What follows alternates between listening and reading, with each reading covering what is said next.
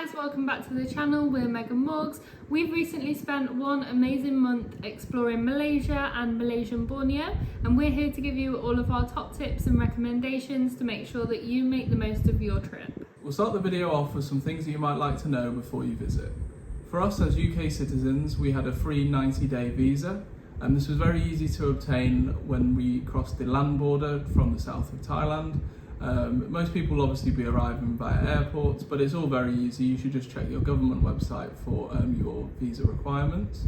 We also didn't get asked for any proof of onwards transport. It was really easy process and the border guys were super friendly. The currency in the country is the Malaysian ringgit, so for us it was 6 ringgit to a pound, so quite a strong currency compared to some of the other countries we've visited in Asia. As far as affordability goes, Malaysia was slightly more expensive, I would say, than other Southeast Asian countries. I would maybe say about 20% more expensive just in general, and this was sort of reflected in our budget, which we'll talk about at the end. So peak season in Malaysia is generally February to September. Obviously it's busier, but also slightly more expensive during this time. But generally speaking, it is hot and humid pretty much all year round. Now Borneo has a slightly different peak season because it's actually quite far away from Peninsular Malaysia. So the best time to visit Borneo, Malaysia is slightly later in the year. So peak season in Borneo is slightly different. Malaysian Borneo has the fruiting season between June to August, so this is the highest chances that you will get of seeing some of the incredible wildlife that these areas has to offer. With Malaysia being hot and humid year round, you'll want to pack accordingly. So wear breathable t-shirts like this one I'm wearing. You know, things like cotton doesn't let you sweat and you sort of get all sweaty, and it's not that nice. Whereas these are sort of like more breathable. It'll be a lot more comfortable if you're sort of doing, or just generally like walking around the towns and stuff like that. Make sure to pack rain sort of jackets or poncho and like a cover for your bag, just because throughout the year there's sort of like sporadic rain showers, obviously less so in the dry season, but it's a tropical country, you know, these things happen, especially if you're visiting in the rainy season, of course. For most of the places that we stayed in Malaysia, it was a British plug socket, but we do recommend that you invest in an international travel adapter, so no matter where you go, you're always covered. As well as this, we'd recommend taking a power bank with you, just so that you've got access to, you know, to be able to charge your phones or cameras or whatever, wherever you are. We didn't have any issues with that in Malaysia, but it's just a nice thing that we always recommend to pack. And the same with this, you know, you definitely want to have some good mosquito repellent as well. Make sure it's got DEET in it. It's sort of like the best way that you can stop the mosquitoes from biting you. And like, again, you know, it's a tropical country, so it's going to be inevitable. As far as toiletries go, it's always worth having a good quality sun cream that you know and trust, and I definitely recommend taking that with you. Malaysia is more developed than a lot of the countries in Southeast Asia, I would say, so don't worry too much if you do forget anything, especially in sort of the bigger cities like Kuala Lumpur. You'll be able to access anything that you might need. So next we will go through some apps that you should download to have ready on your phone for when you arrive in Malaysia. Number one, I always recommend that you download some sort of currency conversion app. Just makes it really easy to know exactly how much money you are spending, especially if you're going through a few different countries on one trip. Sometimes it can be confusing going from different currencies. So yeah, this is the one that we use. We'll put the icon up on the screen. Another useful app for you to download will be Google Maps. You can download maps offline as well, so if you're arriving into the country and you don't have a SIM card sorted, or you know, you're not at an airport for example, you can use Google Maps before you arrive to download the area that you'll be arriving into, and so you can find your hotel easily. As well as Google Maps, Google Translate is also great. English was actually the most widely spoken in Malaysia than anywhere that we've been so far in Asia. I guess it's sort of a testament to how developed the country is, and there's a lot of westernisation, if you like, in Malaysia, but it just meant that communicating with people was very, very rarely an issue. So again, it's not like traditional Southeast Asia experience, but it can be very easy to travel around because there's very rarely going to be a situation where you can't communicate with people. But Google Translate will allow you to communicate with those people even if they don't speak English, you can download the Malaysian language offline for you to use in those situations. You know, you just plug in what you want to tell them in English, and it will spit it out in Malaysian. It's really great, and it has been invaluable to us across Southeast Asia in some countries where they haven't spoke as much English. Another app that we use all the time to book our accommodation through is booking.com. We just found that works best for us, so we would definitely recommend having that app.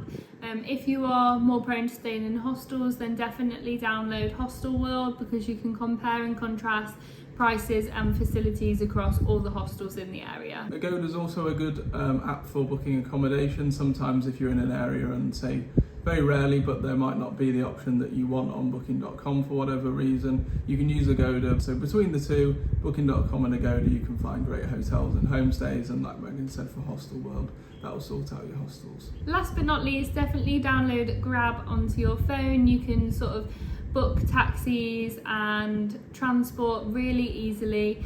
They know exactly where you want to go, the route that you're going to take, you know exactly how much it's going to cost, and you know that you are paying a fair price. Yeah, you know, if you go with a local taxi driver, you'll never get like the proper local price. It won't be like a metered taxi either, especially if you're going from airports and things like that. You know, they see you're a tourist, they want to make money out of you. It's just how it is. But Grab will give you a fair price. It'll probably be more than what a local person would be paying, but local people use Grab as well. Yeah.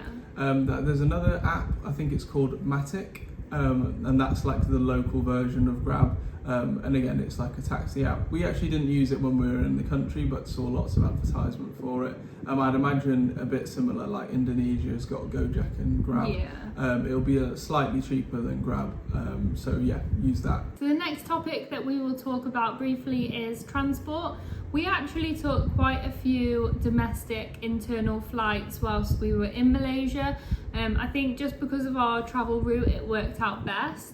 Now, if you are thinking about doing this and you'll also be taking flights, my top tip is book them as early as possible, because those small domestic flights really add up if you do leave them later. So for example, we booked return flights from Kuala Lumpur to Kota Kinabalu in northern Borneo, and I think we paid £50 per person for a return flight, and that's like a 3.5 hour journey. So in my opinion, I think we got a really good deal. But the reason we did is because we were looking sort of like a month, 2 months in advance.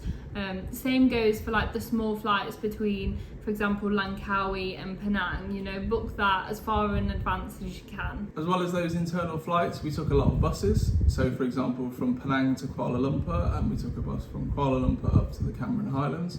These buses were a lot nicer than what we'd expected. A few of the companies in Kuala Lumpur especially had bad reviews from people having bad experiences, but I think it's just because people that had good experiences hadn't left reviews, because we had a really lovely bus, and the same when we went up to the Cameron Highlands. Both ways it was absolutely fine. They're very spacious, aren't they? Like, yeah, you've got so much space, they're not full, they stop off a few times. I just feel like we had no problems at all. No, we had cold aircon, plugs to charge your phones and all that sort of stuff. The buses were really great and not too expensive. I think it cost us something like £7 to get up to the Cameron Highlands from Kuala Lumpur. For shorter journeys, as we've already told you, we use Grab. We found it to be very affordable. For example, when we arrived in Langkawi, we had a half an hour journey from the port over to our accommodation on the other side of the island. I think this cost us about £5 for this journey. You know, very cheap, very affordable, and we'd recommend using the Grab service just because the driver has the location of the place where you want to go, rather than them saying, oh yeah, I know where your hotel is, if it's a taxi driver, and then they don't actually know where your hotel is, and they kind of, yeah, it's just a lot easier using Grab for those sorts of scenarios. One thing to mention, when it comes to airport transfers, Grab has almost like a surcharge, so they have a minimum spend no matter how close to the airport your accommodation is, so this actually caught us out when we were leaving Malaysia. So one thing that you can do is get the train line to the airport, and I think that would work out cheaper. Obviously it would take more time, but it's just weighing up those options really. One thing that we observed during our time in Malaysia is that it wasn't quite as common to rent a scooter as other places you might find in Southeast Asia. There are generally a lot of more cars on the road and a lot less scooters just generally available. One place that would be a really good place to rent a motorbike if you can find one is Langkawi, just a small island that you can go around and explore the majority of in a couple of days, as well as the Cameron Highlands. You could also get a driver. Just because the weather's pretty interchangeable, you might not want to drive the scooter in the rain. But yeah, again, there's lots of areas that are a bit more spaced out up there and some nice roads to drive on that you could go and explore. If you are wanting to rent a motorbike, we always recommend that you travel with an international driver's permit. It just covers you in any case where you might get pulled over. So next up we'll talk about food and drink. We had a good experience with the Malaysian food generally when we were in the country. There's also quite a big fusion of cultures between Malay, Indian, Chinese, and then some Western influences. There's definitely a lot of Western food available for you, probably more so than other countries, just because, again, the culture in Malaysia is a bit more westernized than some of the more built up areas. We were really happy to sort of experience the fusion of the cultures, and it meant that, you know, you're not eating the same sort of or similar things all the time. But yeah, generally speaking, we had a really good time eating the food in Malaysia. With it being a Muslim country, of course, the accessibility to alcohol generally in the sort of like the general towns and stuff like that is lower. Obviously, you can find it in the cities when there's a bit more of like a blend of cultures, if you like. So next up I will talk about accommodation options across Malaysia. So one thing to know is there is a 10 Malaysian ringgit tax per room, and this goes for the whole country. So if you are booking on booking.com, you should have a look under and see if it includes all taxes and fees, because sometimes you have to pay this on arrival at the property. Generally speaking, we found accommodation to be a bit more expensive than other places in Southeast Asia. We were very rarely sort of find somewhere that was like under £10 per night that was rated any good. I think our average was just over £12 per night for accommodation, which isn't bad at all, including the fact that we went to Borneo and had some nights in more expensive accommodation there. So if you're sort of like going to Sepalok, for example, or some of the places that are a bit more touristy where you can see the wildlife, room prices are a lot more expensive. Yeah. It was like £25 a night for us to stay in the Sepalok B&B, which was the cheapest accommodation in Sepalok that we could find. So just sort of like keep that in mind, that you will be paying maybe sort of like on average 20 to 25% more on accommodation than other countries in Southeast Asia. We usually opt to stay in homestays. I just think it's a really nice experience and you sort of get to know the family that runs it. We always opt for a private room with aircon and, where possible, an ensuite bathroom, but again, this wasn't as readily available as, say, other countries in Southeast Asia. Often we had a private room with a shared bathroom. Yeah, again, just something to take into account. If you wanted a private room with a private bathroom, it would have cost you, again, a bit more, so your sort of like average accommodation cost would have been higher. We didn't mind the shared bathroom when we needed it, but again, just something to take into account. Next up, we will talk about our Malaysian itinerary, and we do have YouTube videos for what we got up to in each place. So if you are interested, make sure you go have a look at that. So we actually entered Malaysia via the land border from Thailand, and our first stop was Langkawi. It's a great little island. There's so much to do there. We were quite unfortunate with the weather, so we didn't get to go up to the famous Sky Bridge, but there's so many beaches that, you know, as Morgan said, it's a great place to rent a motorbike, go and explore. There's waterfalls, beaches, so many activities. Highly recommend adding Langkawi to your itinerary. We headed then over via a flight to Penang. We stayed in the Georgetown area, which is actually a World Heritage Site. They have lots of street art and things that you can walk around and just enjoy the streets. It's extremely touristy, but there is like a Chinatown and a Little India, places that you can get some really great food, which is another nice thing to do. They've got the jetties that you can walk walk down. I think they've got a very famous temple as well that we didn't actually get to visit. And then they've got like Penang Hill, yeah. So you can take like a cable car type thing, more like I don't know what they would call it, like a funicular or something. Takes you up to the top and you can have a little walk around up there. Got some really beautiful views over the city and the ocean, as well as you can go on a few nature trails and see if you can spot some animals. We really enjoyed our time in Penang, and we'd really recommend that you add it to your itinerary.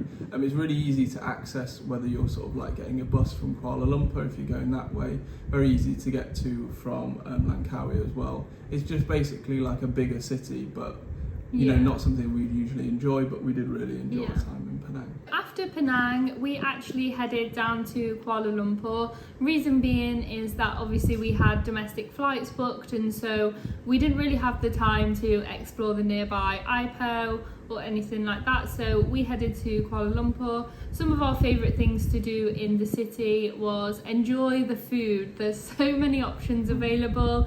We really enjoyed our day trip to the Batu Caves, which is nearby.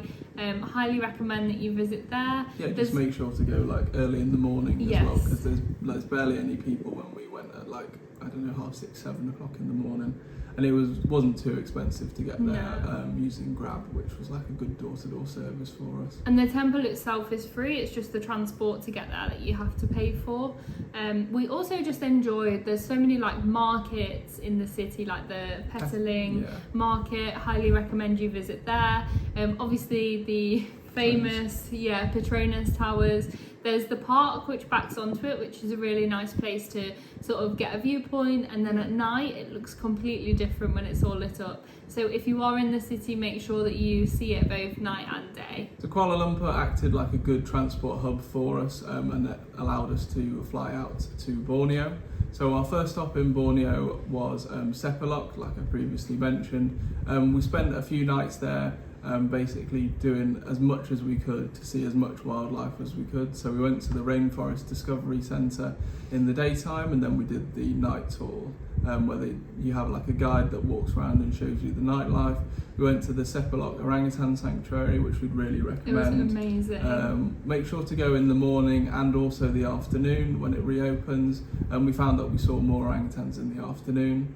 And there was less people as well, because the big tour groups weren't there, so it's definitely a more sort of like intimate, serene experience, but it's just amazing. And then there's the bear sanctuary as well, which is a bit more expensive and you don't see as many animals, but nothing's guaranteed in the bear sanctuary or the orangutan sanctuary. You know, the animals are just doing their own thing and you'll see them or you don't. But again, it's a bit more expensive, but again, it's a really good cause for you to contribute towards. After Sepilok, we had a 3-day, 2-night excursion booked along the Kinabatangan River. So if you don't know, this is a region in northern Borneo which is sort of famous for its biodiversity. You know, there's so much wildlife there. We did river safaris, we did night walks, we explored the jungle, we saw wild orangutans, we almost saw wild pygmy elephants, but you just see so much and there's something new on every single trip. We paid, I believe, £82 per person for everything: food, accommodation, transport, activities, so definitely include that in your Borneo itinerary. I think it was a real highlight of our time in Malaysia for us. Yeah, probably a highlight of the time that we've just been travelling in general, really. And with that, if you are going to go on sort of some of these river safaris, I think one tip would be the longer that you go, the more likely you'll see some of the animals that you might want to see. It sounds quite obvious, but if you book like a 3-night, 4-night, whatever, I'm sure they'll be able to accommodate you for that if you have the time. And also if you can go in the fruiting season, which is June to August, that would be the best chance of you seeing the animals, just because they're most active at this time of year. looking for the fruit which they can't get basically for the rest of the year. We were there sort of like during the start of the rainy season, so it meant that we couldn't do like the night walk because it was flooded on the tracks and things like that, but we still had a great time. So if you can go in the fruiting season, we'd really recommend you do that. After the 3-day trip, we then flew from Sandakan across to Kota Kinabalu, and this was where we ended our time in Borneo. So we did island hopping. There's loads of great mosques to see there. There's also a really great night market that we got food, we watched the sunset, it was live music. It was just a really nice place to sort of end our time and sort of relax a little bit after the crazy week we had with all the wildlife. But yeah, honestly, Malaysia and Borneo is not as expensive as what you may think. We had preconceptions that it was definitely out of our budget, we wouldn't be able to afford it, but actually have a look at those flights and the costs, because it was definitely a lot more affordable than what we'd expected, and I think honestly it was probably one of the best weeks we've had the whole time travelling so far. Finally, to end off our time in Malaysia, we spent a couple of nights up in the Cameron Highlands. Like I said before, we accessed it via bus from Kuala Lumpur. It was a very nice bus. It took about... It was quite windy. Yeah, the road up there was very windy, but you're sort of going from almost sea level straight up to sort of near to 2,000 metres of elevation. It's a nice break from the heat and humidity. It was around 20 degrees, not very humid at all. The weather was very interchangeable, especially obviously during the time that we went, which was the start of the rainy season. But like when you're in the mountains, weather changes sort of. We found it to be sunny in the mornings, raining in the afternoon, so we made sure that if there was sun in the sky, we went out and tried to enjoy it.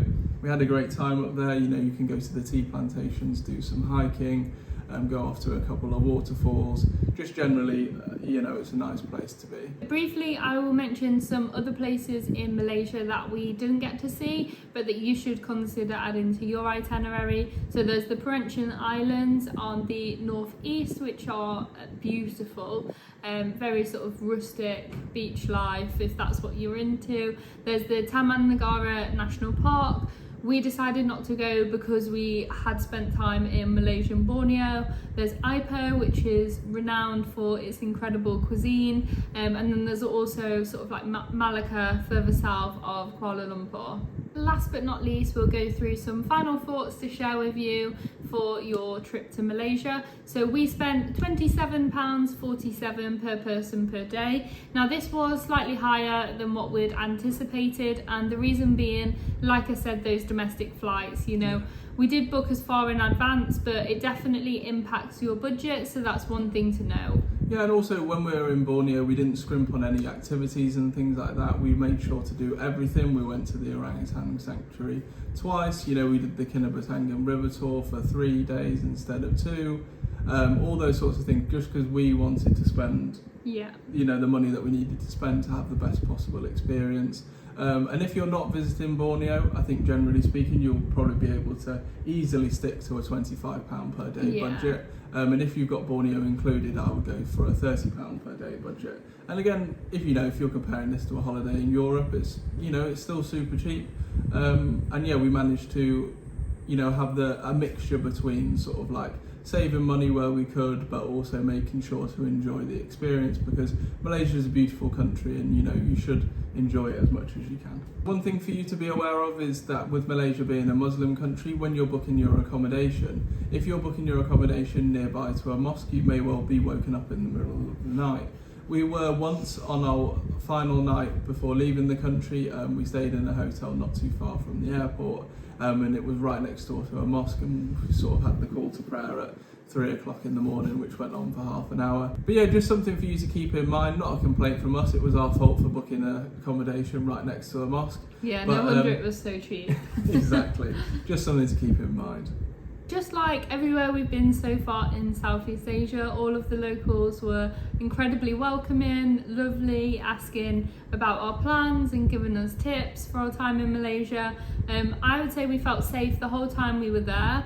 I think it is a great country to solo travel. I would definitely feel safe and comfortable being there on my own. I would say it's less touristy than a lot of the other countries in Southeast Asia. Not as many backpackers tend to include it in their itinerary, but I think that you should. Yeah, there's definitely. so much to offer, you know, it really is a great country. Yeah, especially to visit Malaysia and Borneo, it's pretty unmissable. Yeah, that was definitely sort of a travel highlight for us. With English being sort of more widely spoken, although it feels less maybe sort of like traditional, if you like, it means that you can communicate with a lot more people, which is in a way nice because you get to speak to a lot more of the local people. You know, you can say hello and they can understand a bit more about what you're saying, and you know, you can have that bit more of a connection with them, which we actually really enjoyed. So there is sort of like a pro to it as well. But that should be everything that you need to know before you visit Malaysia. If you've got any more questions to ask us, make sure to do so in the comments below, or you can do so over on our Instagram at megandmorgs. We'll get back to you as soon as we can. But yeah, we really hope that you've enjoyed this video, it's helpful. And as always, we'll see you in the next one.